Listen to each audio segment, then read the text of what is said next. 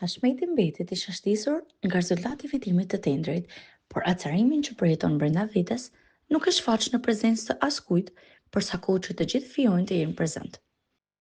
Madje, Hashmeti përgëzon Zulihan, thotë se i duhet Çukurovës një lider e tillë dhe ofron ndihmën e tij të pakushtëzuar, materiale dhe jo vetëm. Megjithatë, para Bethylit ai duhet nxjerrë gjithë vrerin. Hapurazi, Hashmeti akuzon atë për tradhti, duke thënë se ajo duhet t'ia ketë përcjellur Zulihas çmimin që ai kishte caktuar për tender. Bethyli derdhlot krokodili për të hequr akuzat që janë ngritur, gjë që tek Hashmeti ndikon menjëherë.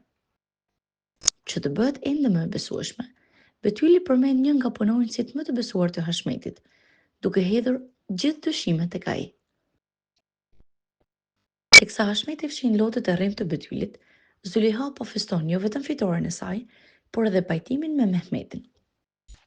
Të përqafuar, ajo pyet nëse tani më janë totalisht të pajtuar dhe se nuk ka asgjë mes tyre që nuk është falur. Mehmeti ja konfirmon dhe të dy bisedojnë mbi planet e tyre, si dy të martuar në të ardhmen.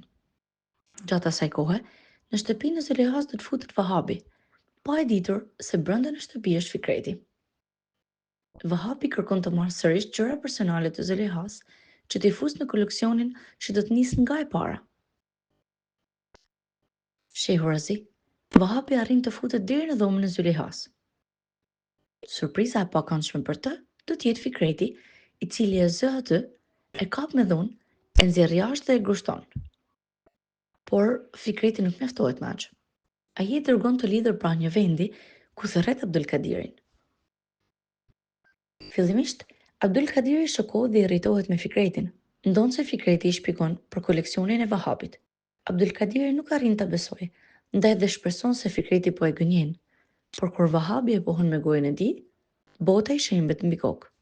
Fikreti i bën të qartë Abdulkadirit se kjo ishte hera e fundit që tregoi tolerancë dhe se nuk do të ndodhë asnjëherë më, ndaj bën mirë ta mbledhë vëllain e tij. Me ato paralajmërimet e fundit, Fikreti largohet që aty, duke i lënë vëllezërit në sherr mes vete. Ajo natë kalon dhe të nesërmen, Bethyli vendos t'i dalë përpara nënës së saj, Sherminit.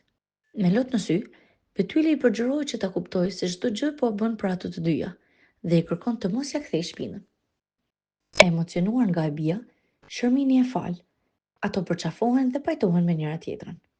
Sa kaq, pajtimi mes Zulihas dhe Mehmetit do të sjellë një vendim të marrë shumë shpejt. Zuliha kërkon që ato të martohen, por jo në Çukurov. Mendimi i saj është të dalin në një tur disa javor me anije, bashkë me fëmijët dhe të martohen në ditë të hapur, larg të gjithëve. Mehmeti e mbështet, bie dakord me çdo detaj dhe menjëherë nxiton për tek mentorja e tij, për t'i kërkuar leje që t'i rrefejë Zulihas gjithë të vërtetën, që nga fakti që ai është Hakani e çdo detaj tjetër. Në mënyrë të prerë, mentorja e tij nuk pranon. Teksa ato diskutojnë diçka të tillë, dikush tjetër mëson identitetin e vërtetë të Mehmetin. Ai person është Lutfia. Lutfia merr Fadikun me vete për të pastruar shtëpinë e Fikretit, si një beqar që jeton i vetëm. Teksa pastron rrobat, ajo gjen një copës gazete të ruajtur në xhepin e një xhakete. Në atë letër është fotoja e Mehmetit dhe emri i tij i vërtet, Hakan Gymëshollu.